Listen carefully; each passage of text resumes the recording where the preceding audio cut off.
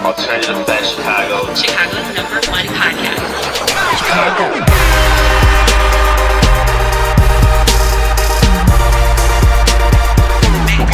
The city of Chicago. Alternative Facts Chicago. Chicago's #1 podcast. Audio file production.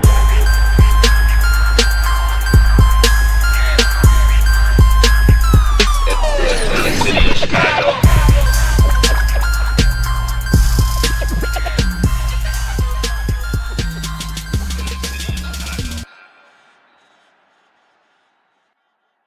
This is episode 74 of Alternative Facts Chicago. B.Hun back again. Got my homie Cait on the line. How are you doing today? Hello, I'm good. How are you? Oh, I'm great. It's been a good day, busy day. Like these days and weeks fly by, but hey, I'm glad it's already back almost. Well, I'm jumping the gun, but almost to the weekend. Right, So yeah, you're like a few days ahead right now, but Well, when the listeners hear this, it'll be Thursday, so it's almost the weekend. That's true. But we're looking at another like freaking freezing cold weekend in Chicago as this like winter storm Harper or whatever blows through. Like someone said today, we can expect like 10 inches of snow on Saturday. You know it was coming. You know, we had a light December, light November. I know, summer, but January, so it's 10 time. inches in one day. Ugh.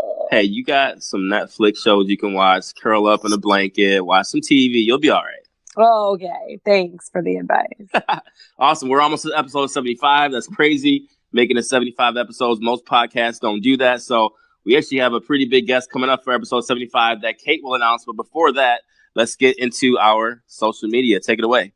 Absolutely. Follow us on Twitter at AFAX Chicago and on Facebook at Instagram at Alternative Facts Chicago. And then, of course, you can hit me up on Instagram at Cait, C-A-I-T, no Jenner, and also on Twitter as Cait Hassett. Awesome. And then mine is B.Hun 1984, B-H-U-N 1984. That is on Twitter and Instagram. You can email us at alternativefactschicago@gmail.com. We'll be getting back to our dating relationship advice segment very, very soon. And also, we really like all the engagement on our Facebook page at Alternative Facts Chicago. If you have not liked our page yet, keep doing so. I think we're over like 525 likes, so that is growing. What? We love the engagement, comments, feedback. It's been going great over there. So we appreciate all the support. Make sure you also follow us and keep the engagement going on Instagram as well. Now, who do we got coming up for episode 75?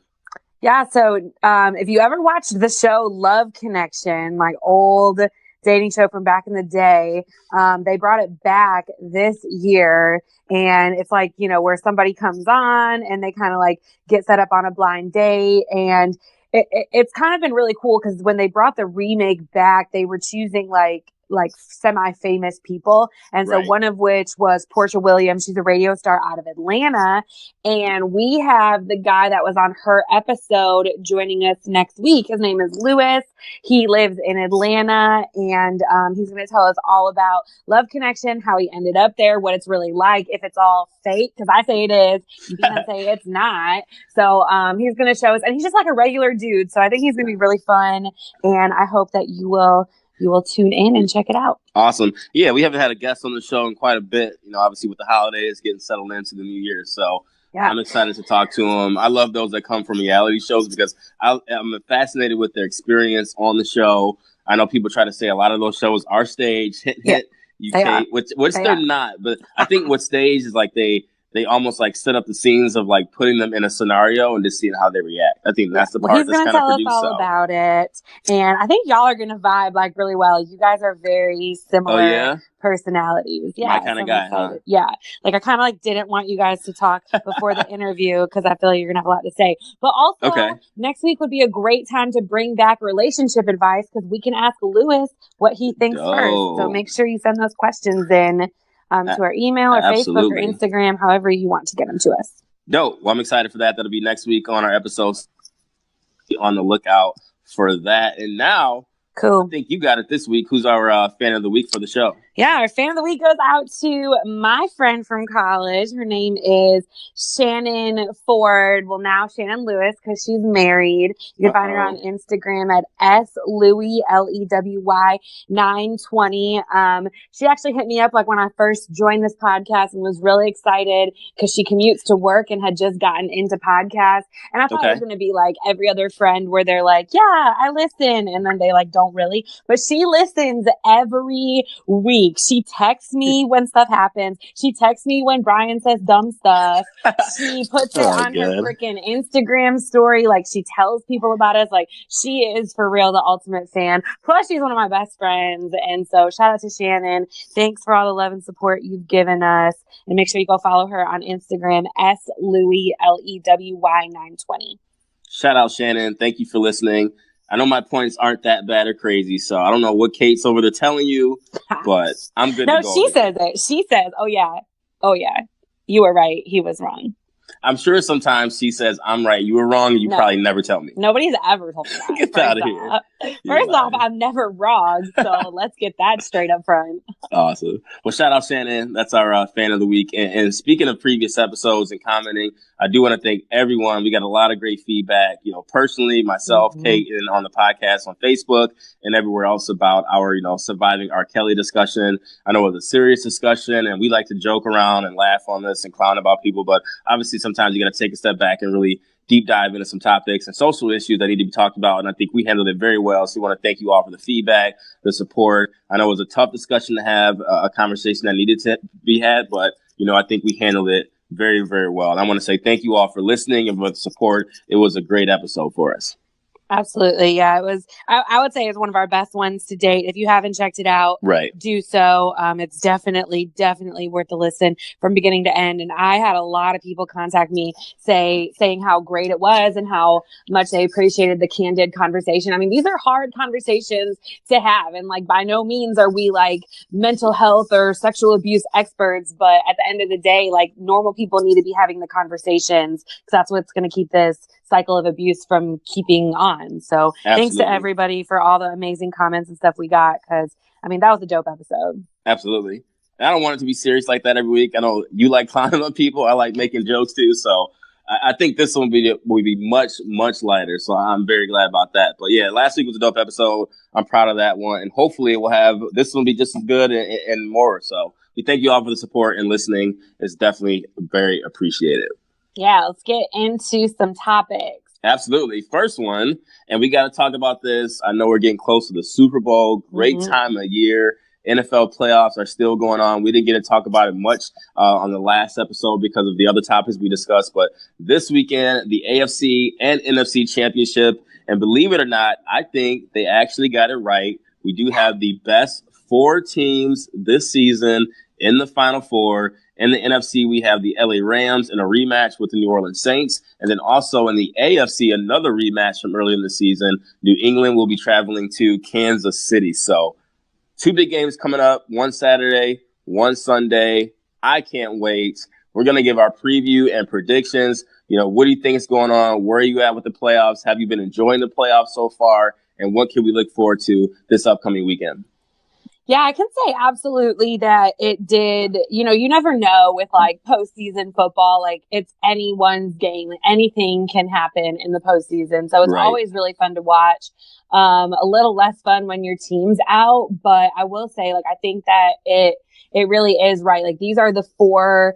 And I was reading this article this morning, like, not only are these the 4 best teams in the NFL, but like, statistically speaking, these are 4 of this is one of the years that we've gotten 4 very strong offensive teams. Right. So I think that's really exciting. I think we're going to have a fantastic weekend coming up. I will say that me and the rest of the world underestimated Tom Brady last week. Yes, you did. Yeah. Shame on you. Part of it, though, if we're just going to be honest, is like, I don't know. Like, some people definitely underestimate him, like, just to go against the Patriots. But, like, people are sick of you winning, Tom Brady. I saw him, like, call everybody out in an interview, like, nobody believes in us. No, maybe we're just, like, sick of you. It's like the same way people are sick of Alabama winning. Like, we're just kind of, like, sick of you. So that's how I feel. But I'm going to underestimate him again, and I'm going to go Patriots over Chiefs. I think it's just going to come down to a quarterback matchup.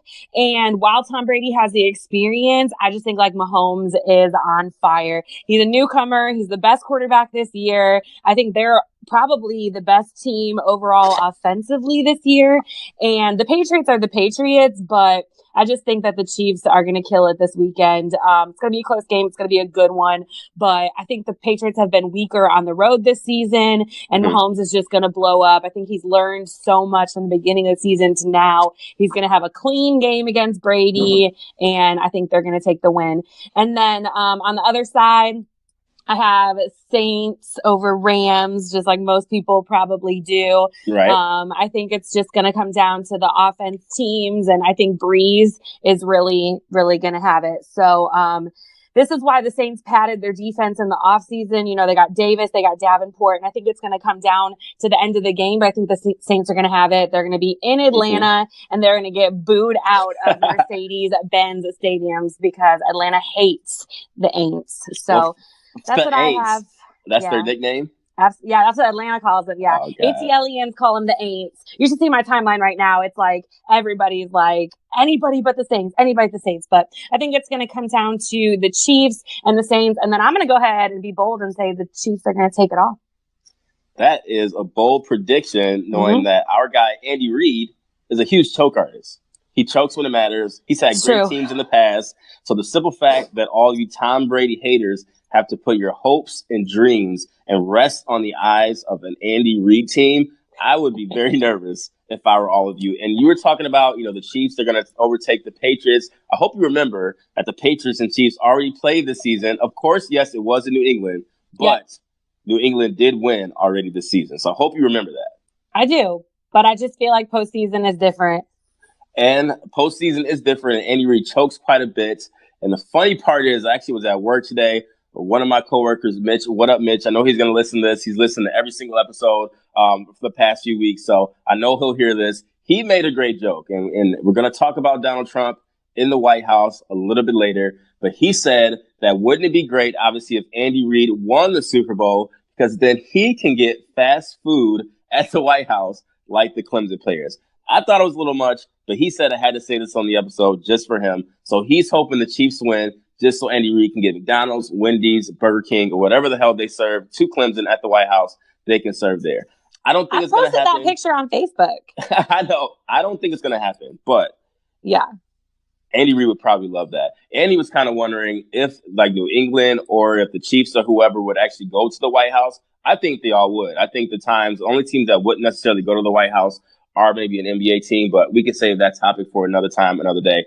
I am 100% going with the New England Patriots. I think their backs are against the wall. Everyone's doubting them. I love how Tom Brady threw shade at everyone saying, "Oh, we suck. We're falling off. Our dynasty's over." And they went out there and destroyed the LA Chargers. And I am glad that everyone's picking the Kansas City Chiefs because it's going to fuel to the fire of Tom Brady. He loves playing with a chip on his shoulder and a reason to have a chip on his shoulder. He has it again. It's going to be freezing cold in Kansas City this weekend. It's an element that New England will be just fine in. They game plan very well. I am going with New England over Kansas City and head back to the Super Bowl once again. And then in the NFC, I'm going with the New Orleans Saints once again to win for a second time. They did beat the Rams once this season. It's been an amazing season for the Rams, but I just think by far and away, the New Orleans Saints have been the best team in the NFL the entire season. And wouldn't it be great to see Tom Brady versus Drew Brees Super Bowl, two OGs of all the young quarterbacks doing great this season,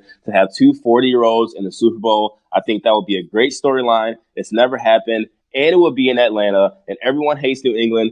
Everyone hates Atlanta. So who would get cheered in that Super Bowl? You mean everyone hates New England? Everyone hates New Orleans? Well, everyone in Atlanta hates New Orleans. So who the heck would be the home team and get cheered in that game. I think Atlanta doesn't hate the Patriots the way the rest of the world does. Exactly. So would they be the home team in this situation, or who's going to get cheered? Is both teams going to get booed and everyone gets booed the whole game? No, I'm not sure. No. Just the Saints will get booed. Okay. So I'm going Saints and New England.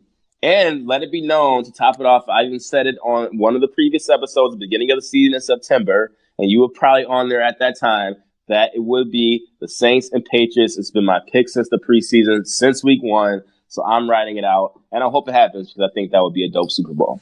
Oh, you're so cool. I'm so smart. I can predict, I can see the future at all times. Awesome. Well, also kind of talking about what you had said about them going to the White House. I just want to like point this out because it's gonna bring up in our next topic. But last time Tom Brady won the Super Bowl, he didn't go to the White House. Just saying. Was it when Obama was in? Well, obviously Obama was in. So he's definitely gonna go. Obviously, they have a lot of ties. He seems cool with Trump. Obviously, the owner seems cool with Trump, so he went straight to the Apple Store. So I do remember that. I do remember that. So he'll definitely be at the White House. I think the days of teams boycotting the White House might be over outside of the NBA. Obviously, if Clemson went there, but obviously they're from the South, so maybe. But I guess we'll see. Well, it's kind of just interesting as we're talking about it right now because this is like a recent thing in history. Like this is not like, it's not like been every time you won a national championship or a big game or whatever, you got invited to the White House. Like this is actually kind of recent. And it just seems like with our political climate in the last maybe, 8 years or so, that's when it really became a big deal. Like if you don't go to the White House, you're boycotting. And I know like where some people in the NFL and some people in the NBA are like boycotting the White House for a different reason right now, or based on their own values. But it wasn't like a big thing a few years ago. So I'm kind of interested in why everything has changed. Like why all of a sudden it's like, oh, if you don't go to the White House, you're like a bad American. It's like, we're just in weird times. It's just a weird time why did overall. this become such a big thing? Everyone's sensitive. It's like, will you do something? Won't you do something? What's the meaning behind it? I don't know. I don't have the answer. This is freaking crazy. Absolutely. Something else we don't have the answer to. We got to talk about Donald Trump and him inviting the Clemson Tigers to the White House this past weekend. So if you have been living under a rock, you know that the Clemson Tigers won the national championship against Alabama, and Donald Trump invited them to the White House for a celebratory dinner, except because we are still in day, 25 of this Trump-induced government shutdown. Which is nuts. A lot of the people in the White House, his staff specifically, are furloughed. And so instead of, catering the event, ordering some food from a restaurant, getting his chef in there to cook, he decided to order McDonald's and got a silver platter lined table of Big Macs and chicken nuggets and cold ass French fries for the Clemson Tigers to eat. And the media is blowing up. And I'm seeing like all kinds of different, perspectives of it. It's like people are like, oh, well, Trump eats that food all the time. Like that's why he would pick it. And other people are like, that is just so disrespectful. And other people are like, who cares? And I just think it's really interesting because it's like some of the rumors are like that Clemson asked for it, and other rumors are that it was his idea. But, at the end of the day, he called it a great American meal that he served these football heroes. So, why is everyone overreacting? How do you feel about that? Because, once again, we are in sensitive times. And I'm in no way a Trump fan. He's made some terrible decisions. Didn't vote for him. Never would. Hope he goes away. But in this specific case situation, the optics may seem terrible that they didn't get a 5-star gourmet steak dinner. But at the end of the day, who the heck cares? I know this may not be a popular opinion. People may say, oh, why is he stupid to that level? They're giving these kids fast food. You got to remember that these 18, 19, 20-year-olds are just kids. If I was in college and I walked into an endless amount of Burger King, McDonald's, Wendy's, I would be hype as shit. I would be excited. I wouldn't care. And I even made the joke, when you're like a broke college kid, if they were going to offer you free ramen, even though, like you said, ramen is only 20, 25 cents, I'm going to take it. So for the simple fact that the Clemson players are okay with this, and I think the quarterback even said, he didn't mind, And I think some of them allegedly were saying that they ordered or wanted fast food, which I'm not sure necessarily the case. It didn't seem one bit that they seemed offended, that they cared about it, that they were upset about it. It seemed like they enjoyed themselves. They had endless amount of fast food. They probably took a bunch home. I don't think it was that big a deal to cause this much of an uproar. I know we're a very sensitive time and sometimes people overreact. I think 100% this was the case. And at this point, people are just looking for reasons to hate on Donald Trump, which rightfully so, it's deserved. But in this case, come on, people. I think we're doing this a little too much. Yeah, I mean, I'm going to disagree for the mere fact that I don't think anybody is outraged of like it wasn't fancy enough, it wasn't nice enough that it's just McDonald's. I don't think anybody was upset about that as much as that it's just like we are in a government shutdown right now because Trump shut down the government because he's not getting what he wants, but then he wanted to throw a party and he made himself seem like the hero in this. Like, I paid for this McDonald's feast out of my own money. It's like, bruh, it's McDonald's. Like, you didn't drop like thousands upon thousands of dollars. It's McDonald's. And he can buy a McDonald's himself. He has that much money. Oh my God, multiple McDonald's. Right. Multiple. I mean, like, I just feel like for one, he definitely could have sprang to get them something nicer, like, especially if he's paying for themselves. But at the end of the day, it's like, this is it's all a distraction. It's all a diversion. Like, we're all talking about McDonald's right now instead of the fact that the government is still shut down. So you think that maybe he did this as a way of creating a distraction? Or? Absolutely. Okay. Everything he does is to distract. He wants to make himself seem better in one way or the other and just talk about himself. It's a distraction. So we can get mad at him for this McDonald's thing when really the bigger issue at hand was that there was no employees in the White House to cook a meal for these people because Donald Trump shut down the government. That's that is nuts. What the issue is. So that's just how I feel. I just think it's all crazy.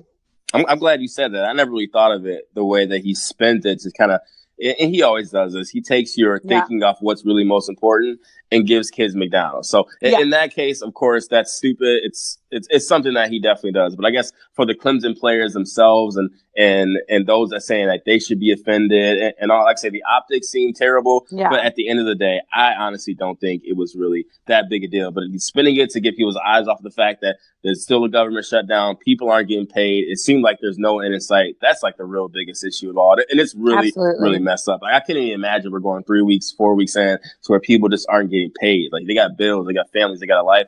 And that's a whole messed up process. Absolutely. That's the bigger issue at hand. So if you were on the Tigers and Donald Trump invited you to the White House, would you go? It's a tough call. It's like my whole team's going. I'm not going to be the only one who just stands up and says, I'm not going. It sounded like the whole team went. I think it has to be a decision where it's an all or nothing for the team. You won as a team, so you should make the decision as a team. So I'm going to rock out to whatever the team wants to do as a team player. And because I think it's just at the end of the day, you're going to cause a bigger issue being that only person not going. But if you choose as a collective not to go, heck yeah, I'm rocking with the team. We're not going. So I think that's how you should always think of in a team atmosphere. Individually, you can make your own decisions, but as a team, you got to make those decisions together. What would you do? Yeah, I got to say I would probably do what the team did. Because I wouldn't be the one person that wanted to like ruffle the feathers. And it's not like going to the White House is really like supporting Trump. It's a cool experience to go there regardless with the team and celebrate. Like, to just take away from, to not go to boycott would take away from the whole accomplishment that the Clemson Tigers just made. Exactly. So I probably would go too. And those kids never have been to the White House. You probably may not ever get to the White House ever again. It's a great experience. Right. You don't have to talk to Donald Trump. You probably shake his hand. That's about it. So you're not really having a full-out conversation. Probably ask him why he spelled hamburgers wrong in his tweet, why he spelled it with a D instead of a G, but that's just insane. So let us know your thoughts on that. Let us know if you think it was offensive or whatnot. But we'll keep talking about more Donald Trump idiot moves here in the future. But next, we're going to get to our Everything Chicago segment. We got some good things to talk about there. But before we do, let's pay some bills. So this portion of our Everything Chicago segment is sponsored by the Wrigley Report. Cubs fans, if you're looking for the latest Wrigley renovations, updates, team news, player analysis, and overall Cub news, look no further than the Wrigley Report, your source for all Chicago Cub news.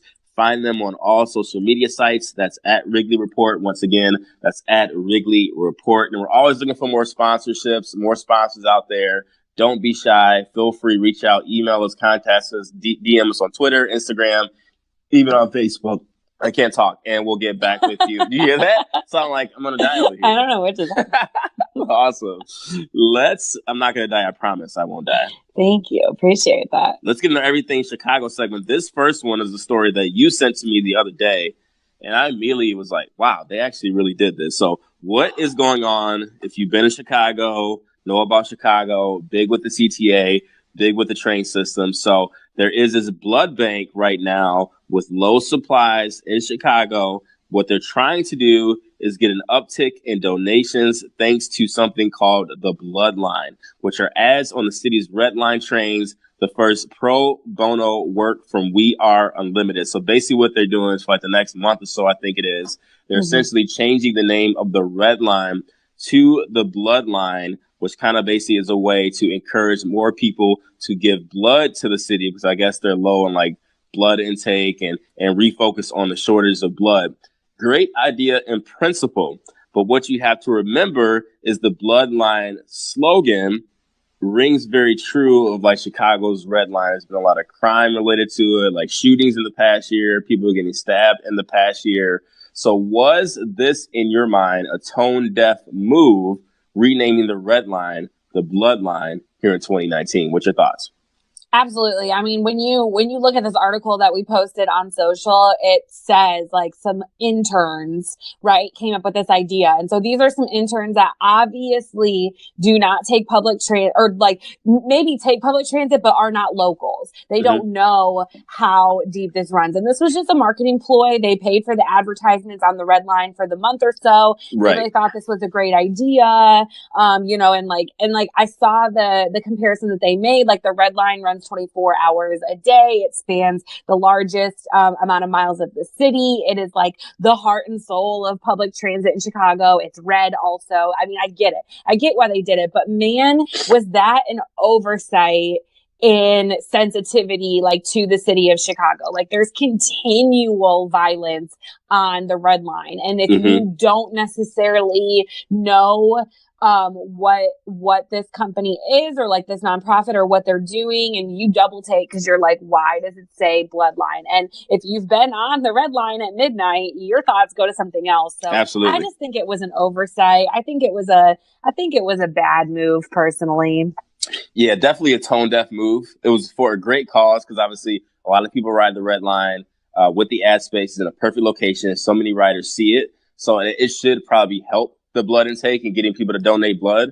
But they could have named it something other than that. I don't know what they could have named it, but naming it the Blood Line in the city, I was thinking like it could be a gang activity, the gang called the Bloods. Absolutely. And I'm not sure if they're even prevalent in Chicago, and I really don't think that they are, but it's still just a tone deaf, huge mistake, and especially allow some interns to make this name. I don't know necessarily what they were thinking. I'm hoping they go back and rethink things and change or alter the name because, like I said, it's just bad symbolism or where things have been in the city of Chicago. So that's a lot. I feel like they could have done like the Heart Line or something. I feel like they could have done something else. Look at you coming up with clever names. I am in marketing. Thank you. There you go.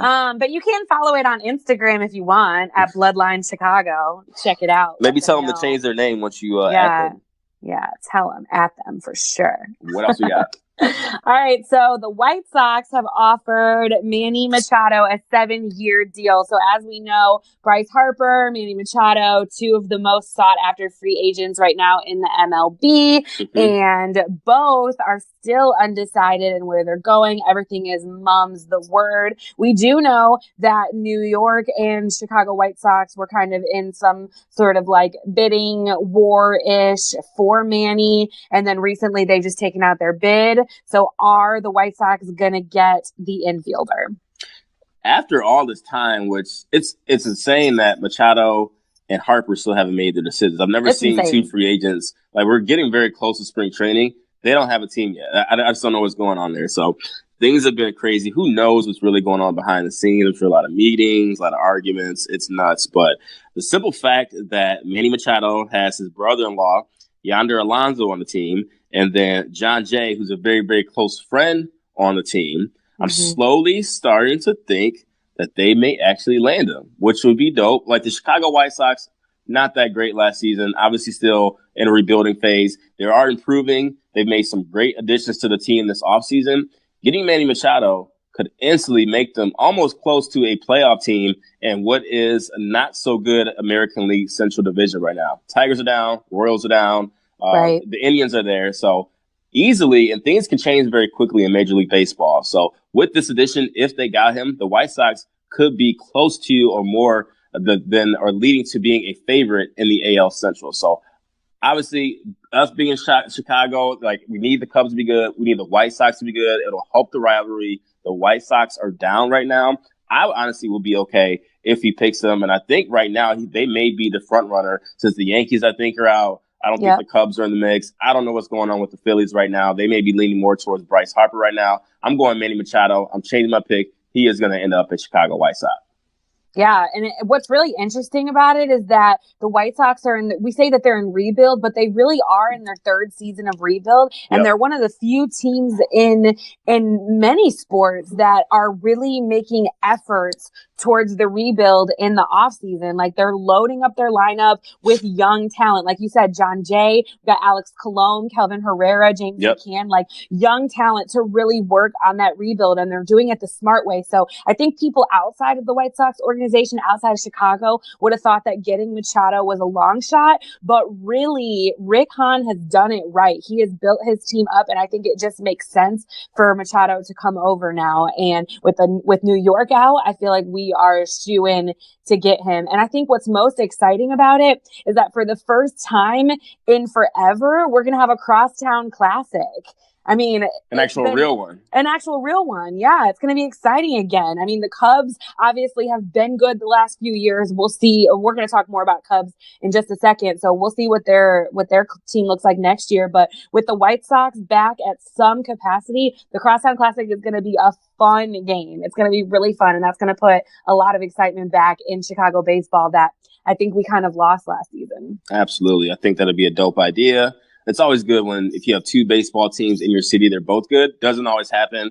Yankees and Mets aren't always that good. So I think it'll be dope. It's always good for the city of Chicago when your sports teams is good. So the second it gets announced, we'll have it all over social media. I feel like he's going to be making a decision very soon. They have to with spring training on the way. So I'll be curious to see what happens there. Next, Tony Beckham, who is a mayor candidate here in Chicago. Of course, we always have tax hikes, hike this, hike that, pay more money. He is offering or proposing at a meeting. Tony. Yeah. I'm sorry. Did I say Tom? No, you said he is saying, but it's a she. Lord knows. Clearly, I don't know all the mayor candidates out there. Way to fact check me. But Tony Beckham, she, I guess, proposed increasing the rideshare tax to give more funding to transit. Essentially, what the notion is being that over the past few years, there's been a huge decline in public transportation with the rise of Uber, Lyft, other various ways to get to your destination. So with that being said, she is proposing a way to help funding for people to use more transit rides by making more people pay more for ride sharing, such as like Uber, such as Lyft. So you'll pay even more. I don't know how many more times we're going to have tax hikes, this hike, that hike in the city of Chicago. I feel like at every moment someone is proposing a way for people to pay more money, but yet want people to stay in the city of Chicago, live, grow, have a family, but yet they're always paying money to something else as opposed to keeping their money for things they want to do. Can Chicago survive with another tax hike? If we get another tax hike for ride sharing, what the heck is going to happen next? I mean, I just think it's really interesting that at the beginning of her campaign, she basically was against tax hikes. Like she kept saying, like, I'm not gonna raise taxes. There's other ways to do things. And then just right away, it's like, oh, well, I want this issue saved, right? She wants to give free tickets to the elderly on public transit. She wants to redo some of the stations. And so her first thing is to tax rideshare. And I think that that's kind of like our our mentality here. It's like with the sin tax, with the rideshare tax, with the entertainment tax. It's like, oh, well, if we want to get money for the things that we deem necessary for the city, we're going to tax all the extra stuff. And that's why the cost of living in Chicago is so high. Absolutely. You know what I mean? So I just think it's kind of like sad. I'm not going to say that it would make me stop using rideshare. Like at the end of the day, like I'm not riding the Blood Line at 1 a.m. So I'm taking a lift home. That's just me. But it just sucks. It just sucks because it's like, I mean, already they tax us on everything. And this is just like the next, you know? Yeah, I feel like whenever there's so much debt in the city, it's let's tax the people to make up for the money that we've lost and spent it in bad ways. And I think that's become such a pattern, not only in Chicago, but in the state of Illinois. That's why there's so much debt as it is. That's why, you know, people have left Chicago. It seems like people are always in Chicago. It's a huge city. There's always going to be millions of people. But the amount of people that live in the city has definitely declined year over year. And that's for reasons like that. I've talked to so many people that say, you know, they left Chicago because taxes are too high, cost of living is too high. Right. And they're just not seeing much like the return on investment. So they need to consider these things. It sounds like a great idea to just tax more people and help make up for the deficit. But I don't think it's necessarily going to work. I don't think it's actually going to go through. So hopefully we don't have to worry about that. But sorry, Tony, I think this one is a bad idea. Agreed. All right, going back to some baseball. So the Chicago Cubs are holding the 34th annual Cubs convention this weekend. It's at the Sheraton Grand in Chicago. And already there's rumors flying around about what the status is going to be, like how everybody's going to be acting. Because, of course, the elephant in the room, there's a lot of players not coming. We know Addison Russell's not going to be there. Right. But Anthony Rizzo just got married, so he won't be there. John Lester's not going to be there. Tyler Chatwood. None of them are going to be there, which we still have some great people. We still have some great players that, you know, fans will want to hear from. But the elephant in the room is that we're not going to be able to talk about anything with the Addison Russell situation. And then now we're not going to be talking about the Bryce Harper situation because John Madden shut it down in an interview saying that Harper is not coming to Chicago. It's not going to happen. And let's move on. So with all of this looming, what are we looking at from a Cubs season coming up? So I won't say that the Bryce Harper thing is dead. He could just be, you know, averting attention. I think we won't know it's dead until he actually signs with someone. Anything can happen. I won't say it's 100% dead. He probably just doesn't want to talk about it because there's really nothing to say until he picks his team. I'm sure Bryce Harper has all the facts he needs, all the contracts he needs to make his decision. And I think the coaches doesn't want to put pressure or have them talking about a guy that's not on the team yet. So I think that was a smart move by Madden, kind of averting attention. I don't know what's going on with all the Cubs not being there. They have other plans, things going on. I know usually most years all the Cubs players are there. Yeah. I think right now it's a huge transition for the organization as a whole. They'll still be very good. They still have a lot of great players coming back. You know, they signed a couple of people. Are they going to be the best team in the National League? They'll definitely be up there. Not getting Bryce Harper, I think, will put a little bit of a dagger on what they were trying to do because I think they felt he was the missing piece. Maybe not getting Machado as well, too. Addison Russell up in the air. So I think going into the season, no matter what, it's going to be a slow start for the Chicago Cubs. But I think they needed a little bit of adversity. They've done so well the past few years. It's almost like been so easy for them. They finally got the World Series, this and that and the other. So I think this may make them better as a team. They may start a little bit slow, but I think overall, it's still the offseason. I think the Cubs are going to be fine. I'm interested by the fact that you just said it's been easy for the Cubs the past few years. Like, yeah, they've just been winning. It's like they one automatically World Series makes it easy. Like, and even that season, we climbed from the bottom. Like, they've just been cruising the past few years. It's like they've and now as fans, we're getting to the point to where we're assuming and just knowing, oh, the Cubs are going to be good. They're going to get back to the playoffs. They're going to get back to the playoffs. Now going into the season, they're finally facing some adversity where they always have to like hit the reset button and figure out who they really are again. That's what I mean. So it won't be easy, but obviously it's never easy. But you know what I mean. Don't be trying to twist my words. Oh, you said it. I'm just making you clarify. You're welcome. I You're got welcome. you. I just think it's really interesting, like where the Cubs are at right now. Cause I can't speak personally. I'm not in the inner workings of the organization, obviously, but I just don't really see how morale could be that high at the moment with everything up in the air, everything with Russell up in the air, everything with Harper up in the air. And I know that they're used to like a life like this, but at the same time, it's just like, I feel like there's so many unanswered questions. Obviously, we're not going to get any questions answered at the convention. Everything is still mum's the word. And I just don't really see how morale is going to be that high. So I hope they can overcome it and have a fantastic season. But we all know as good as anybody else that when morale's low, the team struggles. So facts. That's why I'm saying I think they'll start a little bit slower this season.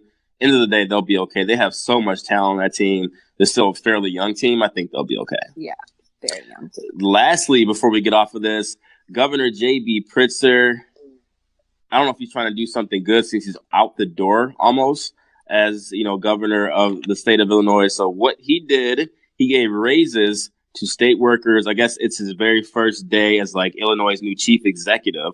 So he gave raises to employees. I guess it was something going on to where he hadn't done so in so many years. So now he's finally doing so as well. And some other things that he's trying to do to help. He created a law to help promote diversity and also issued 2 executive orders that said would help working families.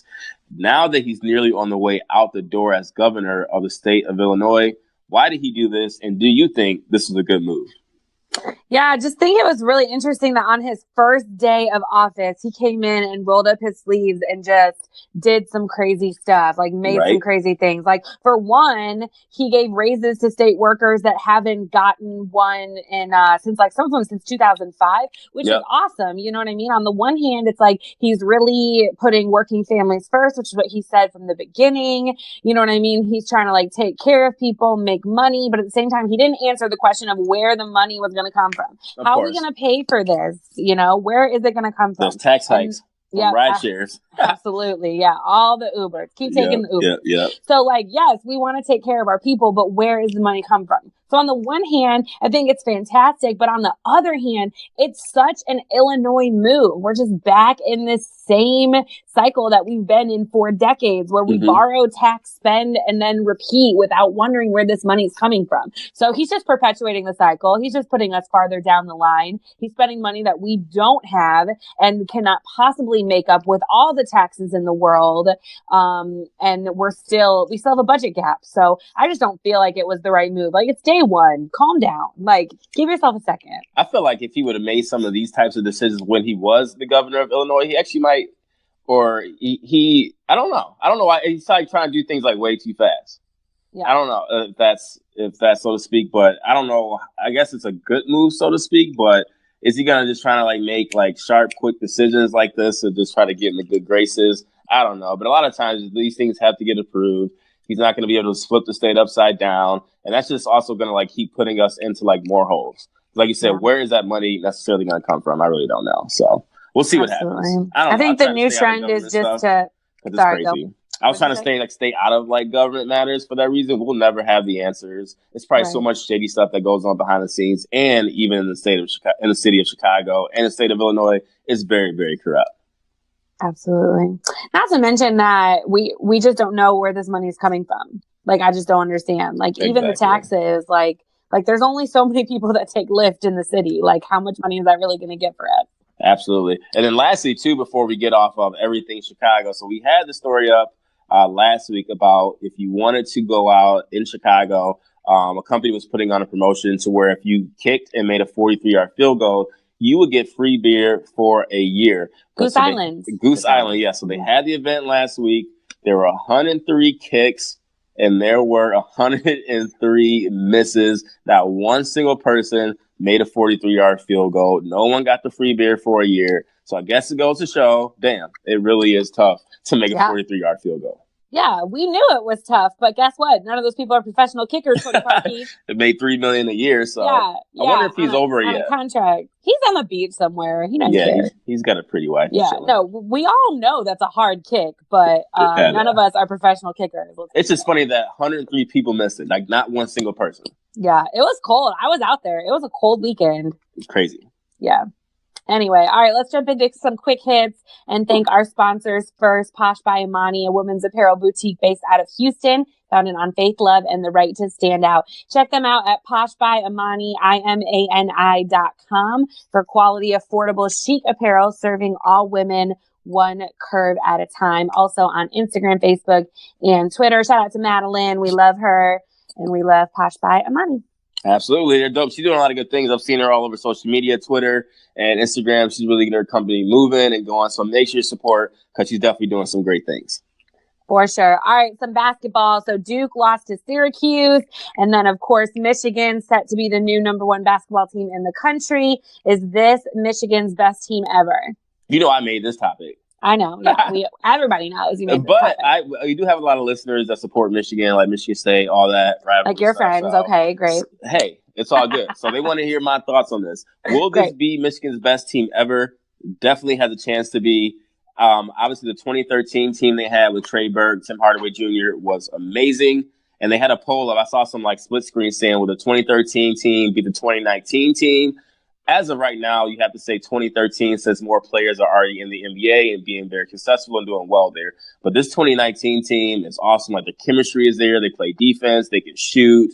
They really don't have, honestly, really many weaknesses on this 2019 team outside of possibly free throw shooting, which they can improve on as the season goes along. John Beilein is an amazing coach. He actually helps them all improve. Like when you come in as a freshman to when you're a senior, every Michigan player is a totally different player. It's weird. I don't know what the hell he does. He keeps them fundamentally sound, and they just play quality basketball. I think overall they could be the best team of all time if they win a national championship. Michigan has never won one. I think now could be the season with Duke going down. I think it will be amazing if we finally got that Duke and Michigan matchup, take it back to the Fab 5 days when Michigan had all the Fab 5 freshmen. Chris Webber called that timeout. And I'm sorry, that was against North Carolina. But when they lost to Duke back in the day, I think now we can get our rematch in the championship. Duke now has all the strong freshmen. Michigan has all the experienced players.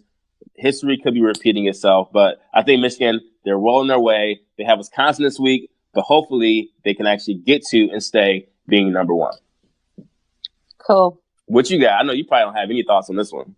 I mean, I've been watching basketball, but I mean, obviously this is like the best start in program history. They're 17-0, which is great. But you also got to just point out that so far, 13 of Michigan's wins have come against teams that are ranked 58 or lower. I'm just saying, like, I'm not saying, I don't know enough about Michigan history to say this is the best team or this is a trash team or whatever. I have no opinion, but I think that what it's going to come down to is the 4-game stretch, like the last games of the season. They play Michigan State twice. Yep. They got Nebraska at home and Maryland on the road. So I think it's too early in the season to say like best team ever. Like, I feel that.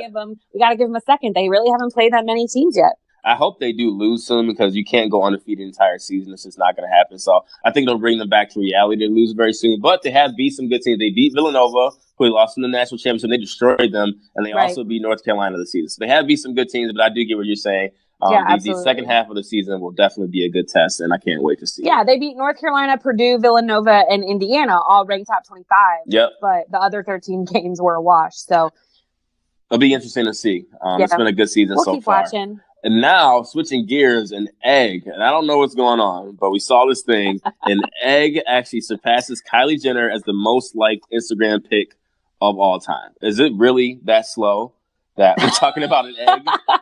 Yeah, Kylie Jenner, what's going on? It is, but it's Instagram famous. So Kylie Jenner obviously covered up her pregnancy with her daughter Stormy for like a really long time. When she finally released the picture, it got over 18 million likes and she set a world record. So now this egg, literally a picture of an egg, it's has posted an Instagram picture, and their sole goal was to get the most likes. So they started hashtagging it Egg Gang, and the Instagram account, that's what I'm looking for, is world_record_egg. So this was just like a viral social media thing to get the most likes, and they did it. They started with like 9 million on Sunday, and then by Monday morning they had 2.9 million followers and 27 million likes, and now they have surpassed. They have over 18 million likes, and they're going down in the record book. What I think was really awesome is whoever does Kylie Jenner's social media team, because she clapped back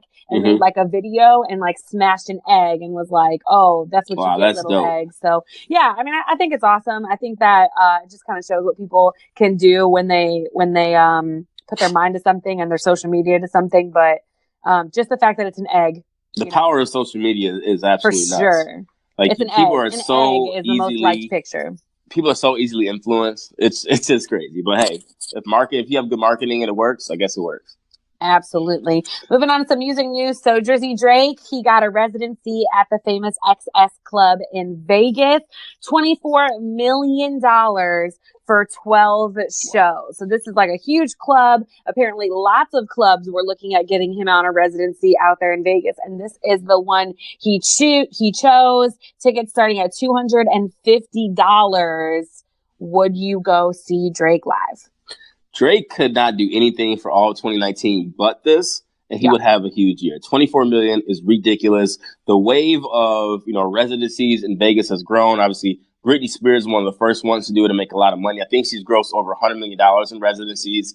J-Lo's done it. Obviously a lot of the DJs, Calvin Harris, Diplo, Cascade have residencies out there. This is just going to lead to more like hip hop artists getting residencies out in Vegas. I think it's a great idea. It's a dope idea. Seeing Drake in a more intimate setting, not at a huge like festival or at a huge arena, 25,000 people. I'm not sure. I've never been to XS specifically, but I heard it's amazing. Not sure how big it is, but seeing him at a more enclosed, intimate venue like that, hell yeah, I think it would be dope. I think if you're in Vegas, and you're going to spend a lot of money in Vegas as it is, the $250 ticket probably won't be that bad. So if you can get there for one of those 12 shows, I think it'll be a great idea. If I was in Vegas, I would definitely go see Drake because he's real dope live. Absolutely. I've seen him live 3 times. He is the best.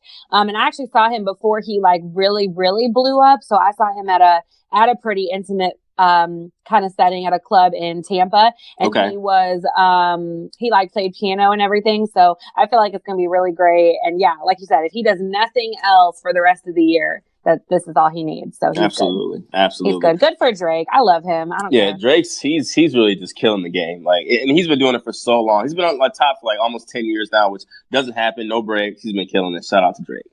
Shout out. Kyler Murray, obviously he got drafted to Major League Baseball after this past last season for the Oakland A's. I think they were offering like a $5 million deal to sign. Kyler Murray then for Oklahoma won the Heisman Trophy this past season. He has decided to pass up playing Major League Baseball and is instead going to go to the NFL draft. He's a smaller, shorter quarterback, only like 5'9" maybe, as opposed to the stability you can have as a Major League Baseball player. So do you think Kyler Murray is making a mistake going to the NFL as opposed to playing baseball?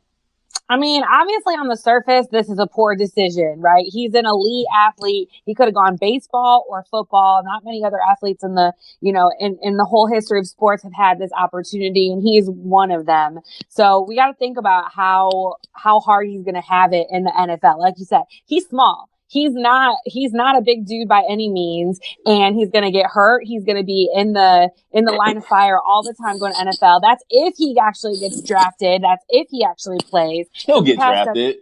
If he plays. He'll get drafted and he'll play. You got to think, he's a Heisman Trophy winner. And you got to think, too, it's going based off of what Baker Mayfield did this past season. He's a shorter quarterback. I think he's like 5'10". So he's not that much taller than Kyler Murray. Went to the same school. I think how successful and how well Baker did this season, I think that helped influence Kyler Murray's decision. He's faster, he's shorter, but he can definitely throw. So I think that's kind of what made him, make that decision to go to the NFL. Me personally, I would have chosen the stability of baseball. Way less contact. You can play much longer in your career. But I think the grind of going to the minor leagues from Class A to Double A to Triple A, we may not even see him in the major leagues for another, maybe 3, maybe even 4 seasons. It maybe depends how much he develops. So I think that length of time where he can say, I'll be in the NFL right away, is probably what made him do it. I would have chosen baseball, but you can't help all that guaranteed money you get from the NFL. Yeah, I mean, I just feel like the clout is higher in the NFL. I'm sure. Yeah, absolutely. It's bigger business. I mean, it's more popular than baseball right now. I'm sure you have people talking in his ear. I definitely think he'll get drafted. He may or may not even be first round. I guess it depends. There's not a lot of good quarterbacks coming out right now. I think Ohio State's quarterback's like maybe the highest rated at this point. So he'll get drafted. If not first round, someone will take him at least around second round. All right, moving on to some music. So Slim Jimmy of Ray Sremmurd has said the group is broken up. It's been like this big Twitter war. Sway Lee unfollowed him. That's how you know it's real. So are they really done? It sounds like they're not. I guess they maybe had a meeting or they started tweeting again saying, they're just brothers, all's good. But I think at the end of the day, we all know that we listen to Ray Sremmurd for Sway Lee. And that's the simple fact of the matter. Like Sway Lee, I guess he's been out like on a boat somewhere saying he's got a #1 plaque, another #1 from that song he had with Post Malone, which is dope. It's fire. Sway Lee is amazing. I think he is the real reason that Ray Sremmurd got where they are. He's going to be fine in his own solo career. And I think, honestly, Slim Jimmy is just a little bit salty. You know, he's doing his thing on his own. What is Slim Jimmy really doing by himself? So I'm sure they just had an argument or a fight. They're brothers. They'll be okay. But at the end of the day, the real leader of that group is Sway Lee. Absolutely. I mean, he's the only one with songs on his own. So Slim Jimmy would be dumb. Yeah, he's just salty. Let this go. He's just salty. And now, too, speaking of Ray Sremmurd, another young bull in the game of hip-hop music, would you really be sad if Lil Uzi Vert really retired from music? If you're not aware, little backstory briefly, he's been putting out tweets or messages saying he wants to go back to 2013 and be a normal person. He deleted all his music. He's done with it. And then he said he wants to put out music, but his record label won't let him. So, speaking of that, if Lil Uzi Vert is gone, would you lose an ounce of sleep? I mean, I wouldn't. He's not like my guy, but I will say, like, he has a fantastic fan base. Like, people blew the F up, like, got real mad. Right. I mean, and he's got some great songs, and he's a decent artist. He's just not really my guy. I wouldn't care. But the crazy thing about it is that he wants to go back to normal life. Bro, you're not going back to normal life. Like, you are not going to go back to any kind of normal life. So, really, at this point, like, you might as well just keep going until your career just fades rather than just quit automatically. Which I think he's worth, I saw, like $17 million. So he's got a lot of money. He's never going to have a normal life ever again. Even if he stopped making music, people are going to know who he is.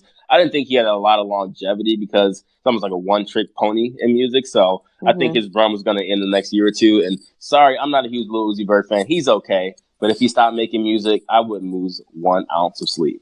Yeah, I mean, his fans love him, though. They're loyal. They are super loyal. I saw him a lot of Palooza last year, and he had so many people there. It was crazy. Cool. What else you got? It's me. Sorry. Yeah, I was like, That's me twice. I did that. Jalen Hurts. Speaking of Oklahoma, we talked about Baker Mayfield, Kyler Murray. Oklahoma is trying to go 3 for 3 in Heisman Trophy winners, which has never, ever happened. Jalen Hurts confirmed just today that he is transferring from Alabama to Oklahoma to play one final season. And I'm assuming be the starting quarterback for Oklahoma next season. So will they be 3 for 3 in the Heisman Trophy race next season? Yeah, absolutely. I think this was such a smart move. I think he's a shoo-in for Heisman if he goes to Oklahoma. Really? Yeah, absolutely. I really do. Why do you think that?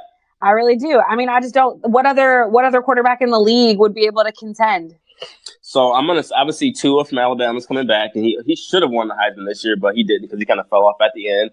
And also, we got to remember Clemson's quarterback too. He'll be a sophomore next year. He's coming back, so he's gonna have some competition. It won't be that easy for Jalen Hurts. I don't know.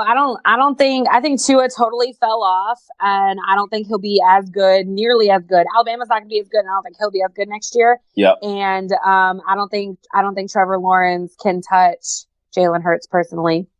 So Jalen Hurts doesn't throw as much. At least he wasn't asked to in that offense at Alabama. Oklahoma throws the ball a ton. So if his accuracy is there, if he's worked on his throwing, I'm assuming he's improved. He will be okay. I think it's a great move. I'm rooting for him. He seems like a dope dude, a great guy. To stay at Alabama last year with everything they went through. So I'm glad he's getting one more chance to show what he can do in the national stage. At Oklahoma, they're killing it. So good for him. Mm-hmm. They're going to be an amazing team next year. I'm already ready. Yeah, I can't wait to. It'll be awesome. It's going to be good. It's going to be good. All right, going to some basketball. James Harden scored 53 points this week for Houston. So we got to ask, is he the best scorer in NBA history? And if not, who is? So the best scorer in NBA history, I'm going to go pure scoring. I still got to go where we at with Steph Curry, just with the simple fact that he changed the game. Everyone shoots threes because of him. He's made the game of basketball all about scoring, shooting threes, being agile, just about scoring. James Harden, he is an amazing scorer, except when he's not traveling all the time. Like every time, he's always traveling, doing something wrong. He's an amazing scorer. I'm just not really a huge James Harden fan until he can win a championship. So for now, I'm still going Steph Curry as the best offensive player we've ever seen. James Harden's a close second, but come on, he's still got to win something.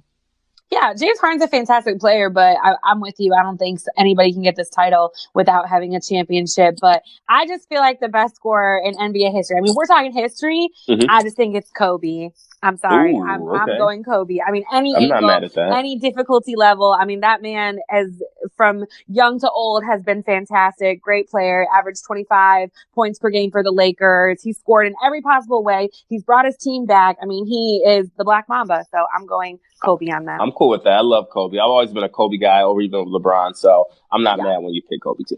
Yeah, just down to like mere personality, I'm a Kobe guy over LeBron. But that's, absolutely, that's a different story for a different day. All right, clown of the week. Let's do it. Taking an L. Oh God, I think I can go first. I will let you wrap it up. And my clown of the week basically made a name and made himself the clown of the week himself just this morning. So if you missed it, there's been clips all over social media. Soulja Boy, who claimed he had the biggest comeback of 2018, has been all over the media. He's back at it. I don't know if he's on drugs again or what he's been doing, but he has been running amok. Today, he was on The Breakfast Club, and this fool had the nerve to say that he made Drake. And for that reason, Soulja Boy, you are getting the clown of the week. He is saying that Drake basically took his style and molded it. He was almost like talking crap about him, saying like Drake, the Drake that, got bodied by Pusha T, the Drake that hid his kid, from the world and, wheelchair Drake, Aubrey Graham. I don't know why he decided to do that. I hope Drake comes out with a song and just destroys Soulja Boy. He did not make Drake in any way, shape, or form. I've never heard Soulja Boy and then heard Drake and say, oh, their styles are very, very similar. You're lying, homie. You're just doing things for clickbait. You're just trying to create attention for yourself because honestly, no one really cares. Soulja Boy hasn't been relevant in music since 2000 with the 6, 7, 8 with the Soulja Boy dance. I'm sorry, bro. I'm sorry, bro. You are 100% my clown of the week for that. Cool. So my clown of the week goes out to this guy. His name is Jeffrey Cassidy. And in Florida, in the Palm Beach area, he was masturbating in the window of a 15-year-old girl's home, which is clown enough. But little did he know is that the girl inside the room was Tony Beckham's daughter. Wow. So Tony Beckham previously played for the Detroit Lions, ex-NFL player, played from like 2002 to 2007. And he was a pretty good player. So he saw this guy masturbating in the window of his daughter's room, 15-year-old girl, and he went ape and chased the guy down the street and literally kicked his ass. Literally beat him up, black eyes, and then he got arrested. Deserved it. So he was arrested on lewd or lascivious exhibition in the presence of a child. He is facing up to 15 years in prison. Like, I feel like if you're dumb enough to do something like this, like, definitely don't do it in a window of an ex-NFL player home because, Tony Beckham for real stood up for his family and got this man. And so he's my clown of the week, Jeffrey Cassidy. That one is definitely deserving of clown of the week. Yeah. That one was silly. So dope episode. That was a lot of fun. We're right at an hour, so perfect time. We are going to get up out of here. Do make sure, like you said, that you follow us on all of our social media, A-Fact Chicago or Alternative Fact Chicago. Cait No Jenner for her, B.Hun 1984 for myself. We love you all. No, B.Hun 1984. I'll be trying to put that T back in. I've seen some people put it, or like when I see people, I'm like, oh my God. It's not. It makes me cringe when I see B.Hun, but I won't. That's even funnier. I know. I won't get back into that. Anything you got before we wrap up? No. Bye. Awesome. We love you all. Make sure it's our special guest next week from Love Connection. We'll be back for episode 75. This is B.Hun with Cait, Alternative Fact Chicago, and we are out. Bye. Peace.